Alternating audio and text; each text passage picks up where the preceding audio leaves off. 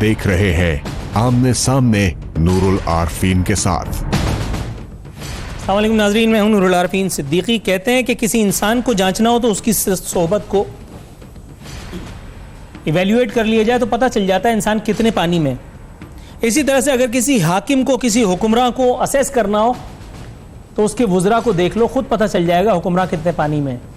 इस एतबार से पाकिस्तान तहरीक इंसाफ की ये मौजूदा हुकूमत अनफॉर्चुनेटली तारीख की ऐसी बदतरीन हुकूमत साबित हुई है जिसमें एक से बढ़कर के एक ऐसा अनमोल रतन मौजूद है जो हर दूसरे दिन अपनी हुकूमत के लिए, अपने वजीर आजम के लिए एक नया दर्द सर मोल ले लेता है। तब्दीली सरकार का एक और वजीर आपे से बाहर हुआ है। पिछले हफ्ते हमने नजर उतारी थी फैसल द ग्रेट वाउडा की, जो किसी एतबार से भी ग्रेट नहीं है। आज हम बलाइन लेने चले हैं फवाद चौधरी साहब की। जेहलुम के इस आइंस्टाइन ने उलमाए कराम की शान में हर्जा सराई की है। मौसूफ कितने अजीम हैं। इससे पहले कि मैं लंतरानी शुरू करूं, पहले मैं आपको यह दिखाता हूं कि ये इतने नजरियाती हैं कि ये हर हुकूमत में होते थे और आज भी होते हैं। आप इमरान खान साहब के बारे में इनकी जुबानी जितना अच्छा एक साउंड बाइट वाले हैं, आपको यकीन नहीं आएगा कि अगला ही साउंड बाइट उसकी यकसर नफी कर देगा। पहले भाई वो चलाओ जिसमें ये इमरान खान साहब को सिर्फ रहमतुल्लाह अलैह नहीं कह रहे।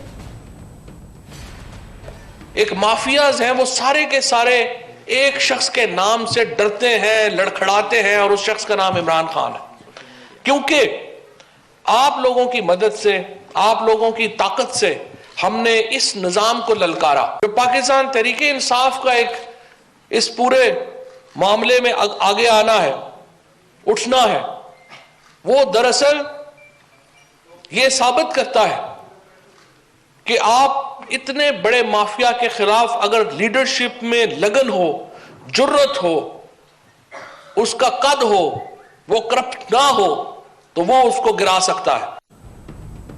ये लतीफ़ा था, इसको सीरियस मत लीजिएगा। अब मैं आपको दिखाने जा रहा हूं इमरान खान साहब के हवाले से जो इन्होंने इंकशाफ किया था अपने तौर पर, जब वो अपने तौर पर एक मेज़बान चल रहे थे किसी प्राइवेट चैनल पर। उसमें उन्होंने भांडा फोड़ा था कि जी इमरान खान साहब भी पानामा के जो है वो मुतासरीन इन्वर्टेड कॉमास में उसमें शामिल हैं। जरा मुलाहिजा कीजिए।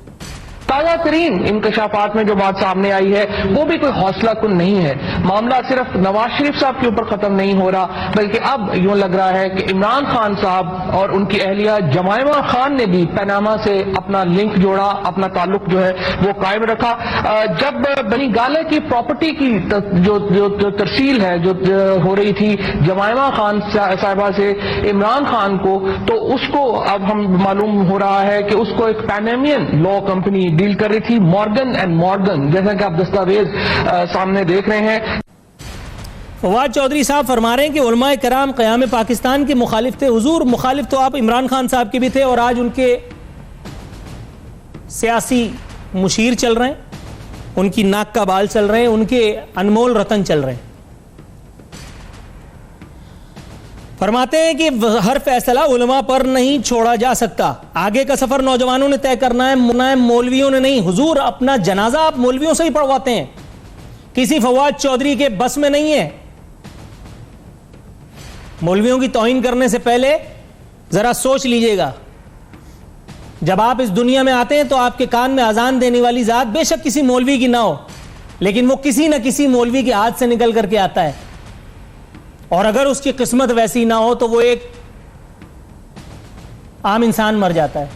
लेकिन अगर वो फन चापलूसी में यकता हो तो वो फवाद चौधरी निकलता है। किसी की तौहीन, और वो भी उलमा की तौहीन करने से पहले आपको 5 लाख दफा सोचना चाहिए था कि ये पूरा मुल्क फवाद चौधरियों से भरा हुआ नहीं है, इसमें कोई मुझ जैसे बददिमाग भी हैं।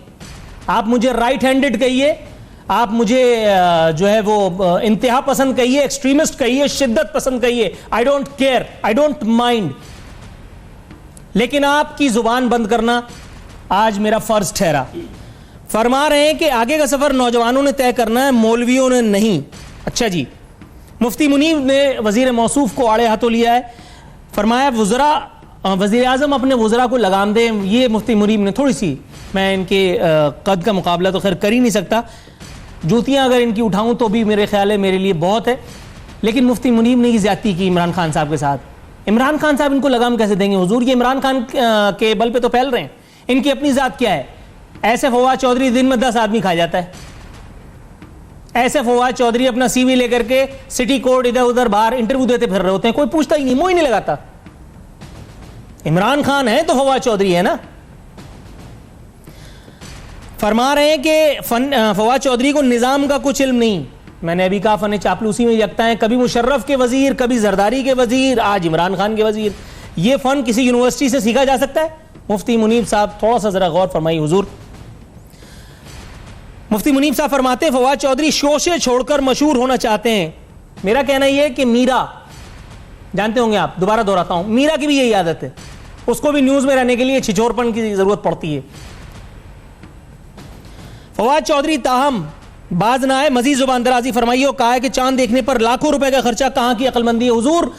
इस गरीब पाकिस्तान में जिसे आपने अजराह तफन्नुन और आपके वजीर आजम ने नया पाकिस्तान बताया है, इसमें 44 वज़रा रखना कहां की अक्लमंदी है? और आप जैसे को वजीर बनाना कहां की अक्लमंदी है? आप जैसे को, मैं इन्वर्टेड कॉमर्स में कह रहा हूं, वजीर बेपैंदा, कोई सियासी आइडियोलॉजी आपके आसपास नहीं है। कभी आपको मुशर्रफ अच्छा लगता है, आप उसकी जो है वो हिमायत में आ जाते हैं, कभी आपको जरदारी अच्छा लगता है, कभी आपको जो है वो इमरान खान अच्छा लगता है। इनका वो साउंड बाइट दिखाओ भाई जिसमें इस जरदारी साहब को रहमतुल्लाह अलैह नहीं कहा इन्होंने। जरदारी साहब भी कहते हैं कि हमारे जो मामलात हैं वो हम भी मासूम हैं। इस मुल्क में जरदारी साहब भी मासूम है, उन्होंने भी कोई करप्शन नहीं किया है। नवाज शरीफ साहब भी मासूम है, उन्होंने भी कुछ नहीं किया। शहबाज शरीफ साहब भी मासूम है, उन्होंने भी कुछ नहीं किया। साद रफीक भी मासूम है, उसने भी कुछ नहीं किया। तो पिछले 15 साल में जो इस मुल्क के ऊपर जो लूट मार का बाजार गर्म रहा, क्या वो जिनबूत पाकिस्तान के ऊपर हुकूमत कर रहे थे? अगर ये सारे मासूम हैं तो फिर बदमाश कौन है मुल्क में? अभी जवाब मिल जाता है अगले साउंड बाइट में कि बदमाश कौन है। ये जिन 15 सालों की लूट मार का तस्करा कर रहे हैं, उनमें से कुछ साल वो भी हैं जिसमें ये मौसूफ इमामत करा रहे थे अपनी वजारत में। इनके खिलाफ भी जरा पहले मालूमात कर ली जाए कि इन्होंने कितना कार खैर, इतना जो है वो भत्ता वसूल किया है हुकूमत पाकिस्तान से, अवाम पाकिस्तान से। ये अभी जरदारी साहब के खिलाफ FIR कटवा रहे थे। बिलावल के खिलाफ इन्होंने क्या हर्जा सराई की थी थोड़ी देर से पहले? भाई पहले वो दिखाओ। बिलावल साहब ने कहा कि जेल भरो तहरीक जो है वो शुरू करेंगे। तो मैंने कहा सिंध में तो वैसे ही जरूरत नहीं, जो हालात जा रहे हैं लग रहा है कि वैसे ही सिंध की जेलें भर जाएंगी। और बाकी जो हमारी 2-3 हैं, पंजाब, सिंध और बलोचिस्तान, यहाँ पे एक बैरक में ही आ जाएगी सारी पार्टी। सो इसलिए मैंने कहा कि वो इसकी जरूरत नहीं है।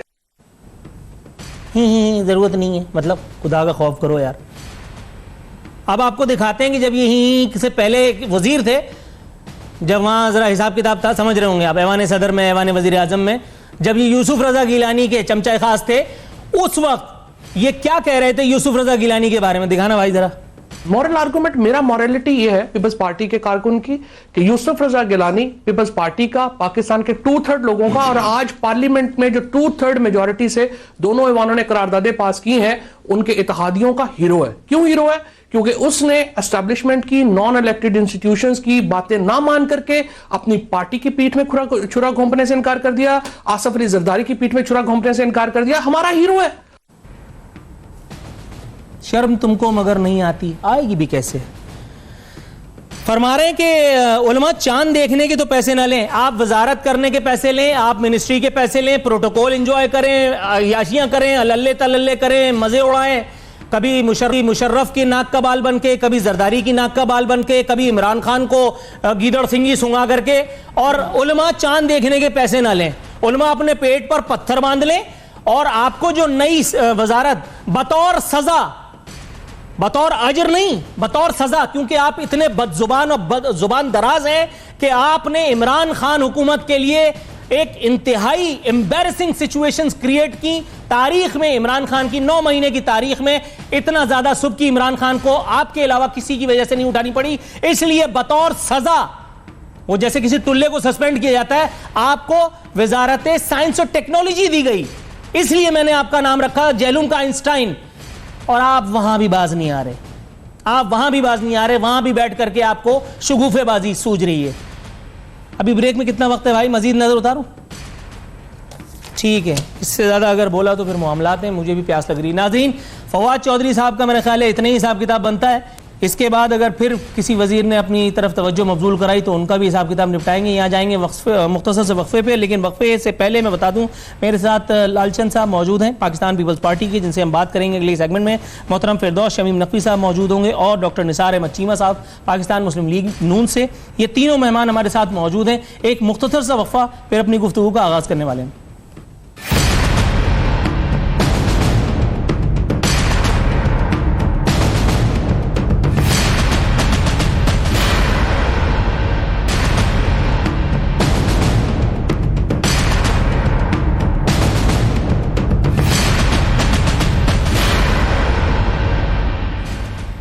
वेलकम बैक नाज़रीन, हमारे मेहमान हमारे साथ मौजूद हैं। वज़ीर-ए-आज़म मौसूफ ने फरमाया कि मुल्क को फ़ौज नहीं अवाम इकट्ठा रखते हैं। कोई कह रहा था कि वज़ीर-ए-आज़म साहब क्यों लगी लगाई पर मट्टी डालना चाहते हैं।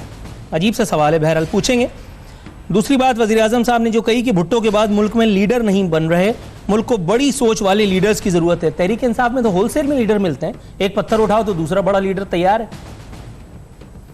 फरमा रहे हैं कि सुकूत मशरक़ी पाकिस्तान के लिए भारत को कोसना फजूल। ये FIR भी हमारे गले डाल दी है हुजूर, क्योंकि ईरान जाकर के जो आपने उनकी हिमायत में और हमारे खिलाफ किया था, वो भी आज से पहले किसी वज़ीर आज़म को शर्फ नसीब नहीं हुआ।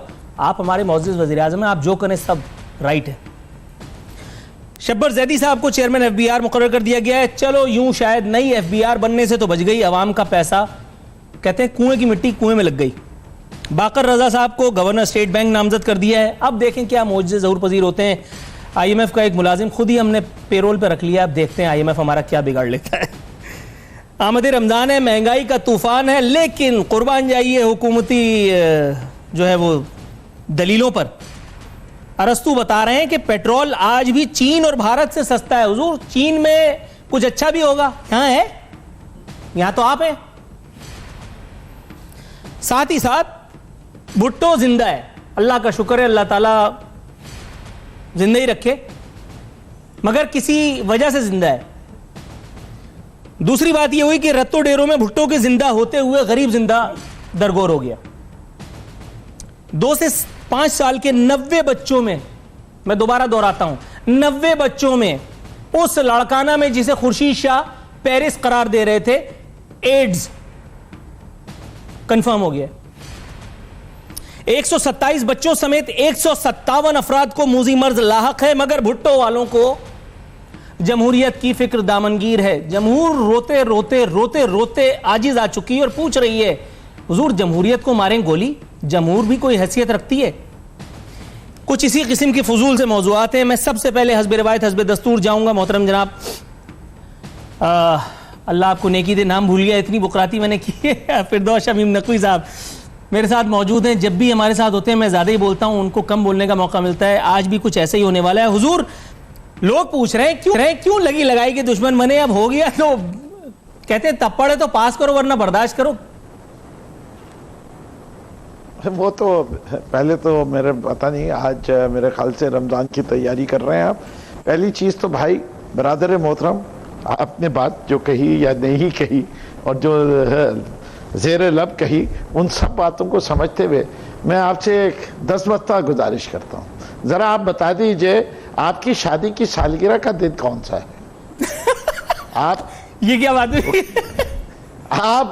आप इसलिए पूछ रहा हूं कि आप उसको किसी मंथ में बताएंगे, जनवरी, फरवरी, मार्च। आप इस्लामिक रिपब्लिक ऑफ पाकिस्तान के रहने वाले हैं, आप क्यों नहीं कहते कि ये शव्वाल के इस महीने में, रमज़ान के इस महीने में, रजब के महीने में? इससे कि आपको जब बताना पड़ेगा, किसी को दावत पे बुलाएंगे, तो आप 15-20 दिन पहले ये नहीं बता सकते कि आप बुध को इस तारीख को आ जाइएगा।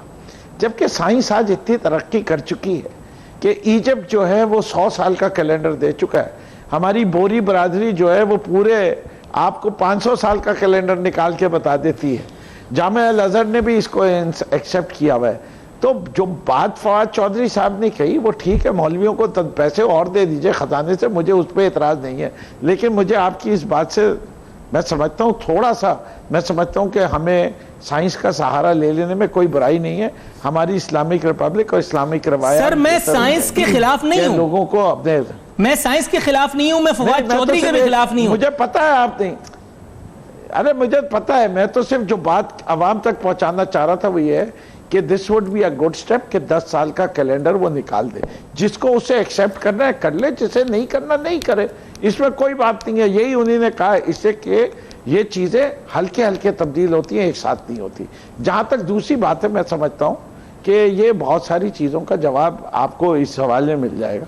इमरान खान अपना आदमी है, वो जो सोचता है वो कहता है, और जो वो कहता है उसकी करने के लिए पूरी कोशिश करता है। नीयत उसकी अच्छी है, बाकी नताइज के ऊपर अवाम फैसला करेंगे। और मैं समझता हूं कि जो पेट्रोल की कीमतों की बात की है, आप जो है एक चीज का मुआवजा उसी चीज से कर सकते हैं। पूरे रीजन में कोई हमारे यहाँ तेल नहीं निकलता, हम इंपोर्ट करते हैं 80% ऑफ। नहीं हुजूर, यहाँ थोड़ा सा तवक्कुफ की दरखास्त करूंगा, क्योंकि ये मेरा अगला सवाल भी है, और दूसरा ये इस बयान से भी इख्तिलाफ है कि यहाँ तेल नहीं निकलता। 9 महीने से तो यहाँ दिन रात तेल निकल रहा है, ये अलग बात कि आप लोगों को पता नहीं चल रहा, वो तेल है आवाम का। अच्छा, थोड़ा सा तवक्कुफ रखिएगा, ब्रेक पर अगर इस तेल से आप गाड़ी चला ले, अगर इस तेल से आप गाड़ी चला ले और ट्रक चला ले, मैं आपकी बात सच्ची मान लूंगा। ठीक है। अच्छा, मैं अब जाऊंगा लालचंद साहब के पास। हुजूर, ये मुझे बताइएगा, भुट्टो के बाद मुल्क में लीडर नहीं बन रहे, फैक्ट्रियों पे तमाम पे ताला पड़ गया, क्या बात है? इमरान खान साहब तो भुट्टो वालों के मतलब वो तो कहते हैं कि जानी दुश्मन, और अब आज भुट्टो की अजमत को उन्होंने खुद सलूट मारा, वो भी जबरदस्त अंदाज में, क्या कहेंगे? मेहरबानी नूरुल आरिफीन, पहले तो मैं रमज़ान का महीना शुरू हो गया है, पूरी दुनिया में रहने वाले मुसलमानों को मुबारकबाद पेश करता हूँ। अभी तो इनको भुट्टो मजीद याद आएगा। अभी तो 9-10 महीने हुए हैं, हम तो पहले दिन से इनको बोल रहे हैं कि आप सिर्फ भुट्टो को याद नहीं करेंगे, आप भुट्टो के सिस्टम को, निज़ाम को और उसकी एला क़यादत जो मौजूद है उसको पांव पकड़ेंगे, क्योंकि आप मजबूर हो जाएंगे कि हमसे पाकिस्तान का सिस्टम नहीं चल रहा है। भुट्टो ने चलाया था, पाकिस्तान पीपल पार्टी ने चलाया है, और अभी भी पाकिस्तान पीपल पार्टी के अलावा कोई पार्टी नहीं चला सकेगी। जिस तरीके से नूरुल आरिफीन 9-10 महीने में मुल्क को तबाह बर्बाद किया, और किसी भी तरीके से ये इमरान खान प्राइम मिनिस्टर पाकिस्तान अपने बात में भी नहीं टिकता है। अवाम की तो कमर बिल्कुल तोड़ दी है, मजीद कमर तोड़ने के लिए तो अभी ये बजट में क्या हशर करेंगे। सच्ची बात है, हमको बहुत दुख हो रहा है। नए पाकिस्तान का नाम लेते, नया पाकिस्तान लोगों को दिखाना ख्वाब, और उसकी किरण, एक भी किरण नज़र नहीं आ रही है। ये अवाम से, पाकिस्तानी अवाम से बड़े में बड़ा धोखा है। अब तो इनको भुट्टो भी याद आएगा, अब इनको नींद में आसिफ अली जरदारी साहब भी याद आएगा। नहीं, वो तो उनको भूल ही नहीं सकते, वो तो वही तो मैं कह रहा हूँ, टॉप मोस्ट प्रायोरिटी में रखा हुआ है आसिफ अली जरदारी को। मैं वही तो कह रहा हूँ कि मुझे सिर्फ ये बताओ, मैं अगर अवाम के हवाले से जाऊंगा तो एक चीज पे भी रिलीफ नहीं मिला है, और दूसरी बात, रिलीफ नहीं देने वाले ये भी एक बात अलग चैप्टर है। दूसरा, इनसे मुल्क किसी भी तरीके से ही नहीं संभल पा रहा है। थोड़ा सा तवक्कुफ फरमाइएगा सर, मैं जरा डॉक्टर निसार चीमा के पास जाऊं। हुजूर, आज आप बहुत सीरियस नजर आ रहे हैं, अल्लाह ताला रहम फरमाए, मिजाज बखैर है। ये मुझे बताइएगा हुजूर कि ये अब रमजान की आमद है, और इस मौके पर जब 30 दिन के बाद इंशाअल्लाह ताला अल्लाह रब्बुल इज्जत के फजलो करम से मैं और आप ईद का चांद देखकर खुशियां मना रहे होंगे, मियां नवाज शरीफ साहब मोस्ट प्रॉब्ली बिहाइंड बार्स होंगे। मैं आपको बता दूं, 29 दिन बाद बना रहे होंगे, 29 दिन बाद बना रहे होंगे आप। 29 वैसे तब्दीली आ गई, हो सकता है 14-15 दिन बाद भी मना लें हम तो। निसार साहब, कैसा लग रहा है मियां साहब के बगैर ये पाकिस्तान, ये तब्दीली ज़दा पाकिस्तान? जनाब नूरुल आरिफीन साहब, बहुत शुक्रिया। मियाँ साहब के बगैर नहीं, मियाँ साहब इधर ही हैं, पाकिस्तान के अंदर हैं, उनके बगैर पाकिस्तान की क्या बात हुई। पाकिस्तान के अंदर हैं अल्लाह के फजल करम से, और पाकिस्तान की खिदमत वो और उनकी पार्टी इंशाअल्लाह वो करते रहेंगे सब मिलकर। असल मैं जो एक गुजारिश करना चाह रहा था कि आपने पहले जो कुछ तमहीदी आपने बड़े अहम आपने इरशादात फरमाए, आपके हर बात से, हर फ़िक्रे से, हर लफ्ज़ से मुझे इत्तफ़ाक़ है। सिर्फ़ एक मैं इख्तलाफ की ज़रूरत करूँगा। आपने फरमाया कि मौजूदा जो आइंस्टाइन ऑफ जेलम हैं उनके बारे में आपने फरमाया कि इमरान खान हैं तो फवाद चौधरी हैं। मेरी गुजारिश ये है कि ऐसी बात नहीं है, इमरान खान नहीं होंगे तो आने वाला हुक्मरान उनका हीरो होगा। वो तो जिस तरह वो बात सही है आपकी, वो ठीक है, आपने सही फरमाया कि वो उनके बगैर उनकी औकात क्या है। वो शेर वो जो गालिब का है कि बना है शाह का मसाहिब फिरे है इतराता, वगरना शहर में गालिब की आबरू क्या है। लेकिन इनका मामला ये है कि जो भी आएगा हुक्मरान वो इनका हीरो होगा, इनका किबला व काबा होगा, इनका सब कुछ होगा, इनके लिए कोई प्रॉब्लम ही नहीं है। जरदारी साहब भी इनके हीरो थे, यूसुफ ज़ा गिलानी इनके हीरो थे, और जनरल मुशर्रफ साहब इनको हीरो थे, इनके कायद थे, लीडर थे। अब इमरान खान है, आने वाला हुक्मरान भी आप देखेंगे वक्त आएगा जब ये है कि नवाज शरीफ शहबाज शरीफ को भी अपना कायद मानेंगे, तो उनके लिए तो कोई ऐसा मसला नहीं है, उनका माजी सारा गवाह है। ये तो आपने बहुत ही मतलब आइडियलिस्टिक जो आ रहा है, इंतहाई आइडियलिस्टिक होने का सबूत दिया है, क्योंकि शहबाज शरीफ साहब तो मुल्क से ही एनगैन हो गए और नवाज शरीफ साहब बिहाइंड बार्स। देखें, मुझे जो असल तकलीफ है रमज़ान शरीफ के आने से, अगर आप मुझे इजाज़त दें, असल जो तकलीफ है कि वो गरीब लोगों के ऊपर महंगाई के जो बम जगह बाद दीगरे गिराए गए हैं और गिराए जा रहे हैं। हर चीज़ की कीमत जिस तरह महंगी हुई है, गैस महंगी, बिजली महंगी, पेट्रोल महंगा, डॉलर जो है 104-5 से 140 से ऊपर चला गया, जिसकी वजह से हर चीज़ की कीमत बढ़ी है। रमज़ान शरीफ में आप देखें कि रमज़ान के आते ही चीनी किस कदर महंगी हुई है, आटा कितना महंगा हुआ है, इन लोगों को तो एहसास ही नहीं है। और गरीब लोग जो है वो तो कानों को हाथ लगा रहे हैं, देखें वो तो बिलबला उठे हैं। और इनकी गरीब लोगों की दुआएं जो है, इनकी वो जो है वो दुआएं मांग रहे हैं अल्लाह ताला से, जोलियाँ उठा उठा के कि या अल्लाह इस नए पाकिस्तान के ये जो लंबरदार थे इनसे कब हमारी जान छूटेगी। और मैं आपको यकीन दिलाता हूँ कि गरीब लोगों की ये जो है ना आहें, ये इनको ले डूबेंगी। ये मुझे बताइएगा फिरदौस शमीम नकवी साहब, ये जो FIR काटी है निसार चीमा साहब ने तब्दीली के खिलाफ, तब्दीली वालों के खिलाफ, आप लोगों के खिलाफ, ये जब हुकूमत नसीब नहीं होती तभी इस किस्म की अच्छी अच्छी बातें याद आती हैं, अवाम याद आती है, महंगाई याद आती है, गरीब याद आता है। लेकिन जब इक़्तिदार मिल जाता है, जैसे आप लोगों को मिल गया, तो उस वक्त वही गरीब जो है वो सितम का और तख्ता मश्क का निशाना होता है। ऐसा क्यों है हुजूर? आप भी जब तब्दीली की जो है वो राग अलाप रहे थे और जब आप बताते थे कि तब्दील शुदा पाकिस्तान कितना प्यारा, कितना खूबसूरत होगा, तब आपको भी अवाम का दर्द था, लेकिन अब आपसे अवाम को दर्द है। ऐसा क्यों है सर? चले आप नूरुल आरफीन साहब, आप मुझे वक्त देंगे। पहली चीज़ तो मैं निसार चीमा साहब का शुक्रिया अदा करता हूँ कि उन्होंने इस बात का इतराफ़ कर लिया कि पाकिस्तान मुस्लिम लीग नवाज को इक़्तिदार नहीं मिलने वाला, वरना वो कहते कि फवाद चौधरी को हम नहीं लेंगे और अगली हुकूमत हमारी होगी। उन्हें कहा जो अगली हुक्मरान होगा उसका ये हिस्सा फिर होंगे, ठीक है ना। तो इन्हीं ने तो इकरार कर लिया। दूसरे भाई साहब जो है ना हमारे लालचंद साहब, उनको शायद ये नहीं पता कि जब टांगे पकड़ी जाती है ना तो भागने नहीं दिया जाता, पैर पड़ना होता है।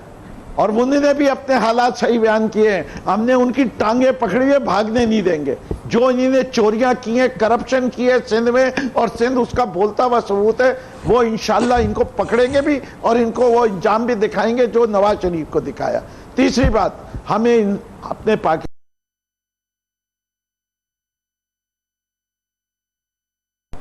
मैं समझता हूं, और आप पहले हमारे मैनिफेस्टो का एजेंडा नंबर 1 दस्तूर कायम है। जो सूरत हाल, जो वजह है, वो आप किसी माशियात के माहिर से पूछ लीजिए कि जिस नहज पे छोड़ के गए थे उसके असरात यही होंगे। ये किसी हुक्मरान को शौक नहीं होता कि वह आवाम के ऊपर महंगाई का बॉम्ब गिराए, इन्फ्लेशन का बॉम्ब गिराए। ये एक मजबूरी के तहत ये सारी चीजें हो रही हैं। अगर आपको कोई मिसालें लेनी है, अर्दोगान को हीरो मानते हैं सारे मुसलमान कि तुर्की को कहां से कहां पहुंचा दिया। जरा अर्दोगान का पहला जमाना देख लीजिए, 60% इन्फ्लेशन तक गया था Turkey when before it turned around. अगर आपको यही देखना है, इजिप्ट में देख लें। सर, मैं कथा कलामी की गुंजाइश निकालते हुए आपसे एक ज़िमनी सवाल पूछ सकता हूं? नहीं, आप एक मिनट मुकम्मल तसलसल नहीं तोड़े। तसलसल आप तोड़ते हैं तो मसला खराब हो जाता है। इसलिए कि ये इकोनॉमिक रियलिटीज हैं और मैं 10 बार अपने पाकिस्तानी भाई बहनों, खास तौर पे मेरे गरीब दुआई बहनों से, उनको मैं समझता हूं कि बड़ी दुश्वारियां पेश है, बड़ी मुश्किलात पेश है। इंशाअल्लाह बुरे वक्त के बाद अच्छा वक्त भी आएगा। पैवस्ता रहे शजर से, उम्मीदें बाहर रख।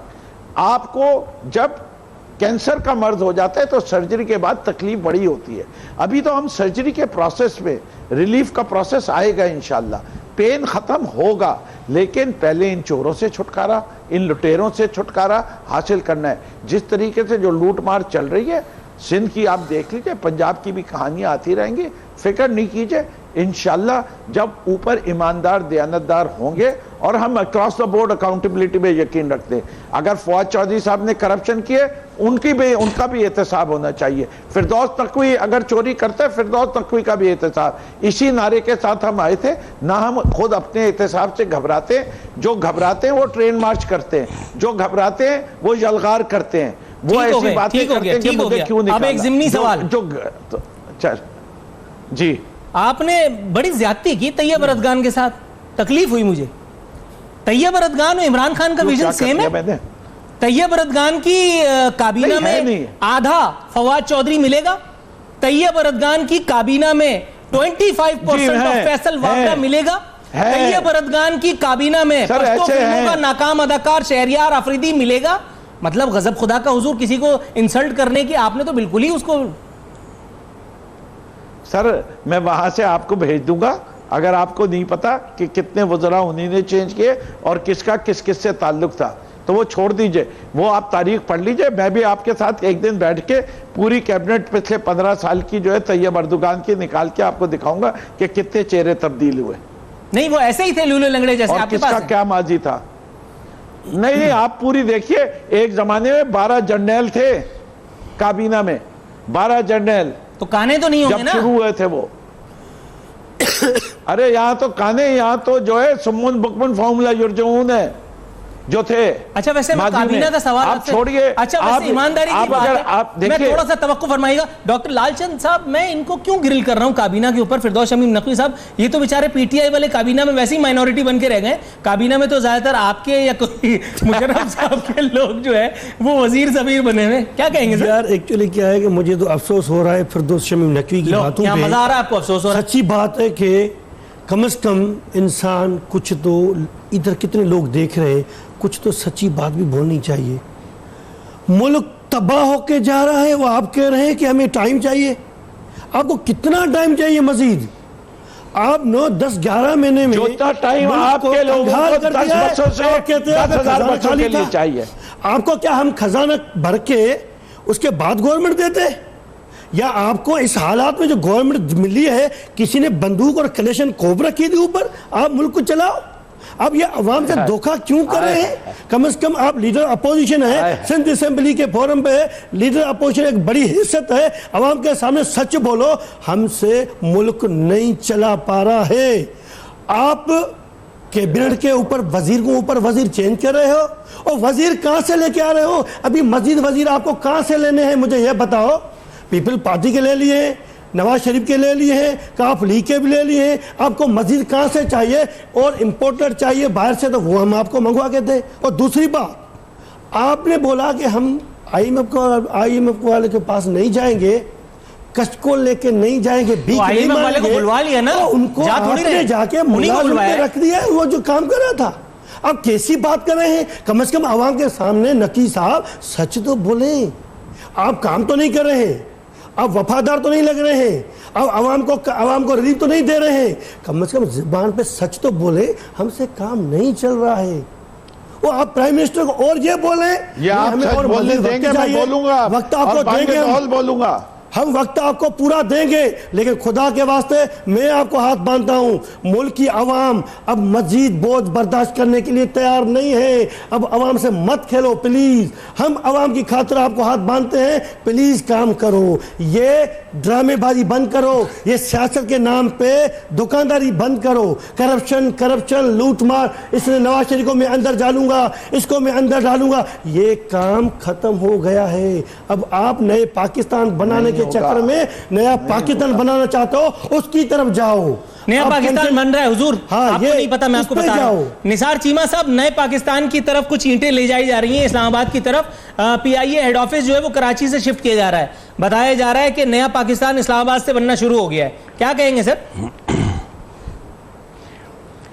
नूरुल आरफीन साहब, मैं इनको ये बताता हूँ कि नए पाकिस्तान वालों को कि पुराना पाकिस्तान जब हमने इनको हैंडओवर किया तो ये जो मुसलसल झूठ बोलते हैं, गलत बयानी बदकिस्मती से करते हैं कि हमें मईशत इस हालत में मिली, मैं आपको ये गुजारिश करना चाहता हूँ कि मईशत हमने इस हालत में इनको हैंडओवर की कि पूरी दुनिया जानती है कि उस वक्त जीडीपी ग्रोथ जो है वो 5.8 पे थी, जो कि 4 से नीचे चली गई।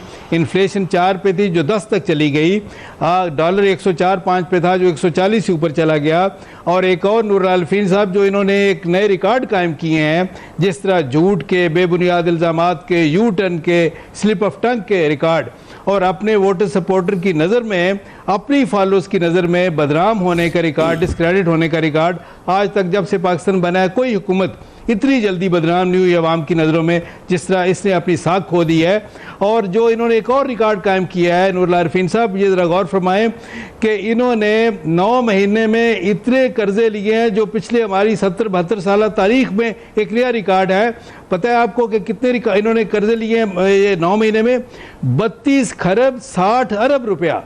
32 खरब 60 अरब रुपया। तो वो तो कहते हैं कि वो इसलिए लिया क्योंकि आप लोगों ने उनको ऐसा करने पे मजबूर किया। इन्होंने ये अंदाजा फरमा रहे, और सारा मलबा जो है वो पिछली हुकूमतों पे। बात क्या है कि इनकी बदइंतजामी, इनकी नालायकी, इनकी नाअहली जो है, इसकी सजा पूरी कौम भुगत रही है। अंदाजा कर लें, ये है हालत। और ये अब जो कह रहे थे सर्जरी का प्रोसेस हो रहा है, मईशत का जो असल में जो मईशत का बेड़ा गर्क कर दिया है, वो मरीज जो है वो किसी सर्जन के हाथ में नहीं है, वो तो अताई डॉक्टरों के हाथ में है। और इसके साथ जो वो करने जा रहे हैं और कर रहे हैं, लेकिन मैं एक बात आपको बता दूं, अल्लाह ताला माफ करे, इस बात का अंदाजा पीटीआई की क़यादत को भी नहीं है, लेकिन नविश्ता दीवार ये है कि अब ये मरीज स्ट्रेचर से उठ के ड्रिप हाथ में लेकर के और एक टांग पे गुलाटी मारता हुआ भागना शुरू कर देगा थोड़े दिनों में। ये मैं आपको बता देता हूं। ये बिल्कुल ऐसे ही लगता है जी, बिल्कुल ऐसे। अताई डॉक्टर जो है ये नीम हकीम खतरा जान है, इनके हाथों मरीज कैसे शिफायाब होगा? फिरदौस शमीम नकवी साहब, सर आपकी खामोशी किसी बड़े तूफान का पेशखेमा है। आपकी संजीदगी मुझे बता रही है कि आप थोड़ी देर में मुझे नजराना अकीदत पेश करने ही वाले हैं, लेकिन यहाँ ये जो ब्रेक आ गया है ये आपको इतनी मोहलत नहीं देगा कि आप तफसीली केक काट सके मेरा। तो उसके लिए जरूरी है कि एक वक्फा ले, वक्फे के बाद जब मैं आऊंगा तो फिर आपको एक दूंगा, उसके बाद आप फिर जहां चाहें उसको खेलें। नाज़रीन, एक छोटा सा कमर्शियल ब्रेक।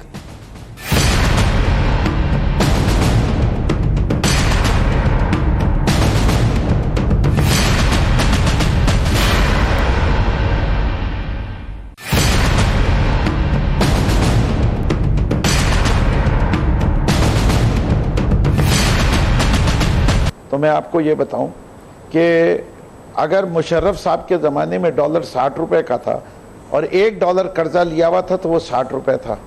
अगर आके जरदारी साहब की हुकूमत ने रुपये को डिवैल्यू किया और 84 पे ले गए और वही $1 था तो अब मकरूज हो गया 84 रुपए।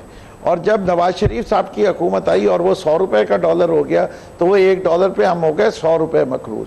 और जब हमें डिवैल्यू करना पड़ा तो अब उसके ऊपर जब 141 रुपए पहुंचे तो हम हो गए मकरूज 141 रुपए।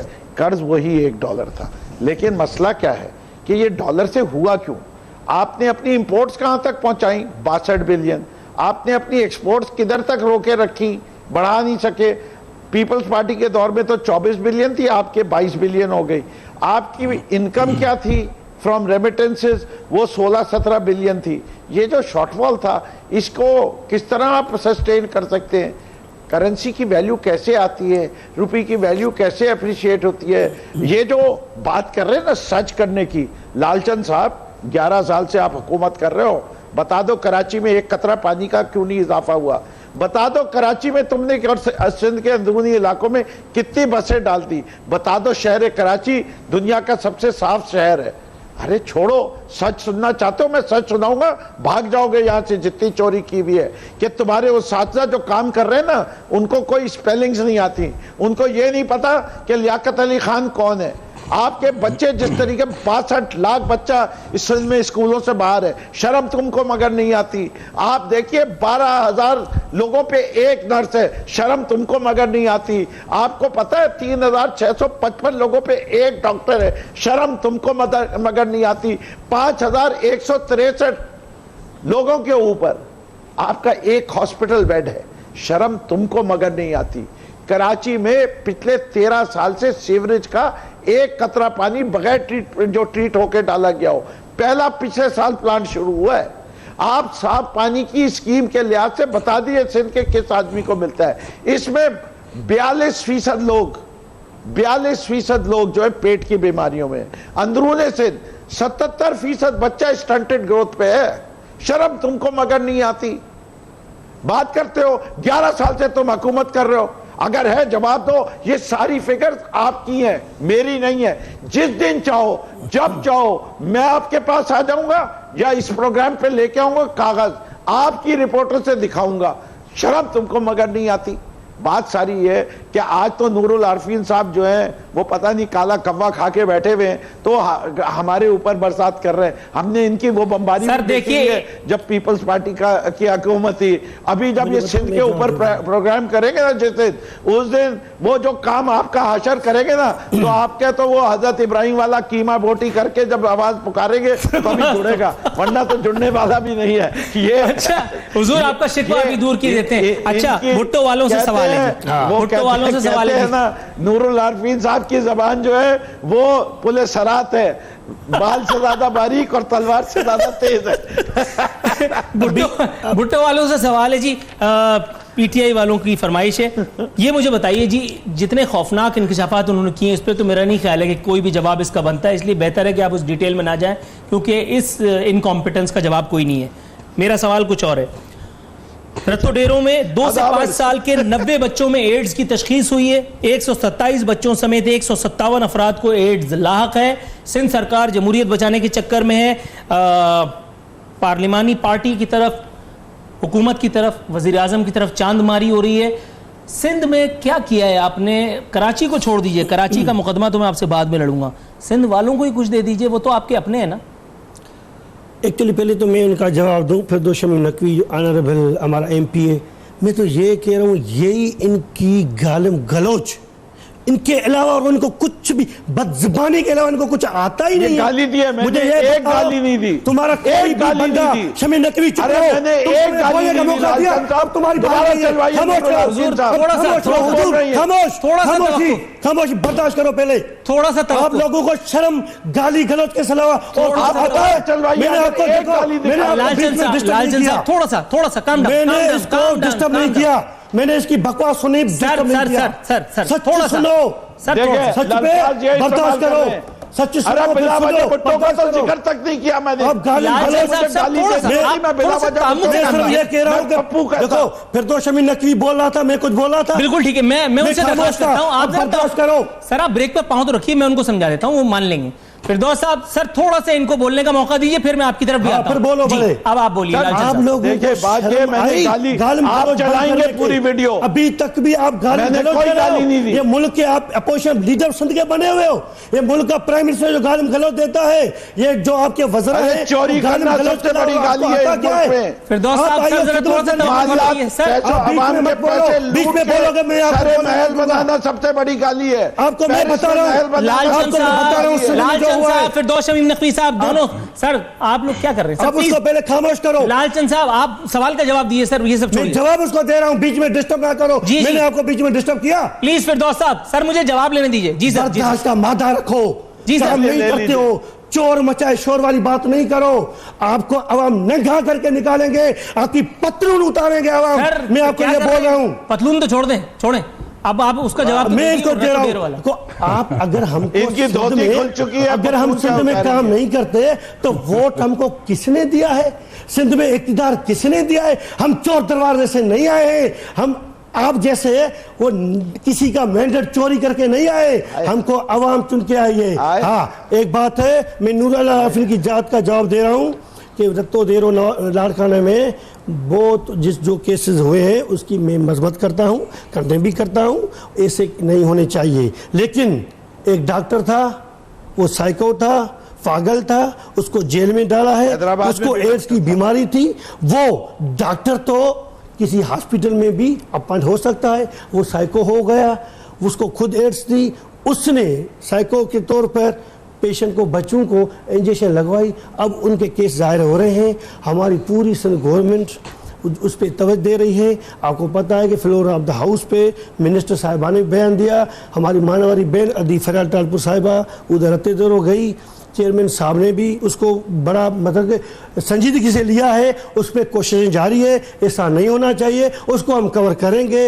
हेल्थ डिपार्टमेंट को हम कवर करने की कोशिश कर रहे हैं, आस्ते आस्ते इंशाअल्लाह कवर हो जाएगा। बाकी आप नहीं बोलो, आप खुद डाकू हैं, खुद चोर हैं, कंटेनर पे बैठ के। अच्छा सर, थोड़ा सा तवक्कुफ फरमाइएगा, मैं नून लीग का वर्जन हूं, उसके बाद फिरदौस शमीम नकवी साहब के पास जाना है, उनसे मैंने वादा किया। जी निसार चीमा साहब, हुजूर इस वक्त जो दूध शहद की नहरें यहाँ सिंध में बह रही हैं, कराची उसके फयूज से अलबत्ता अल्हम्दुलिल्लाह महरूम है, क्योंकि कराची तो लावारिस ठहरा। ये मुझे बताइएगा, वहां जो फिरदौस शमीम नकवी साहब की जमात गुल फूल चढ़ा रही है, वहां पाकिस्तान को क्या कह रहे हैं, वो चंद तक ले जा रहे हैं, इसके हवाले से आपको कुछ कहना है? मैं बिल्कुल नूरुल आरिफीन साहब, मैं ये दो गुजारिशात करना चाहूँगा।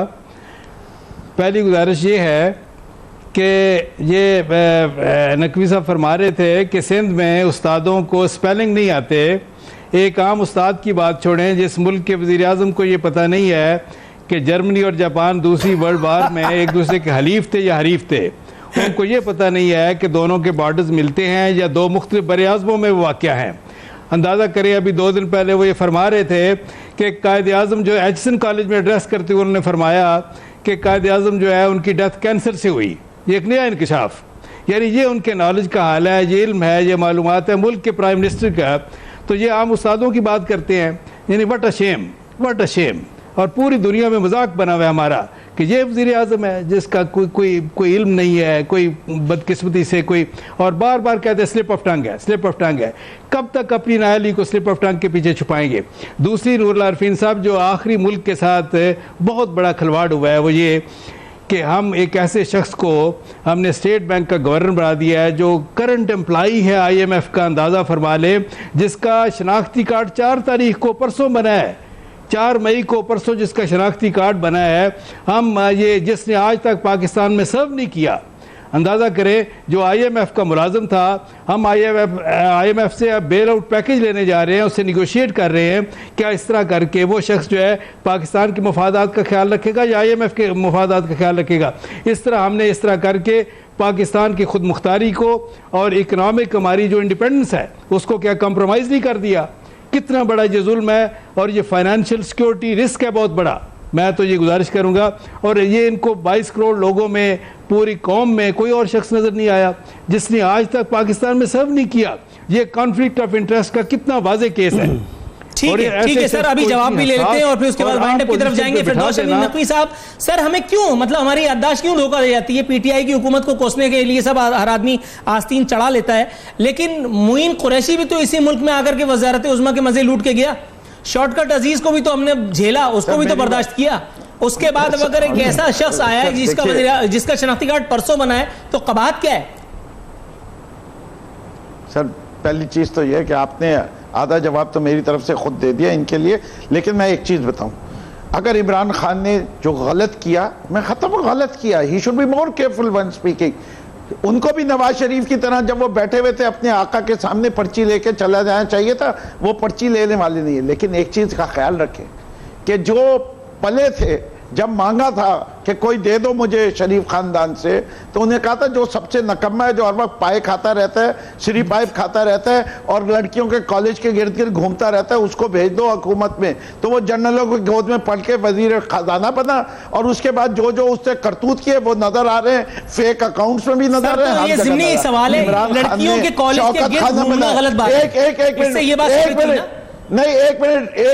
एक मिनट रुक जाइए। मैं तो मानता हूं कि इमरान खान को कहना चाहिए था कि कायदे आजम जो है वो ट्यूबरक्लोसिस से मरे थे।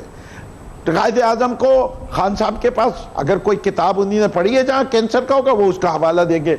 मिन का हैसल कौम हमें ये पता है। जहां तक वो जापान एंड जर्मनी का ताल्लुक है, वो सबको पता है कि इतना बेशऊर कोई नहीं होता दुनिया में, कहीं कोई मजाक नहीं उड़ रहा।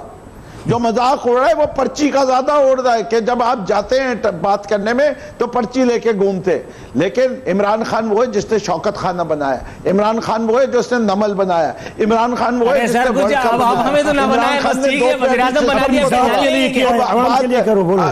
अब आप जो बात कर रहे हैं ना, आप दोनों को कंपेयर भी नहीं कर सकते। कभी जो है चांद को सूरज से साथ मुकाबला नहीं कर सकते। बात सारी है कि there is no competition between Nawaz Sharif and Imran. अच्छा सुनिए, मेरी बात तो सुनिए, बस प्रोग्राम को वाइंड अप करने जा रहा हूं। One is a recognised achiever and one is a recognised duffer. Right. तो इसका कोई मतलब बस आखिरी सवाल है जनरल नॉलेज का, ऑन अ लाइटर नोट। आपने भी थोड़ी देर पहले इरशाद फरमाया लड़कियों के गर्ल्स कॉलेज के गिर्द चक्कर लगाना ये मायूब बात है, ये दुरुस्त है?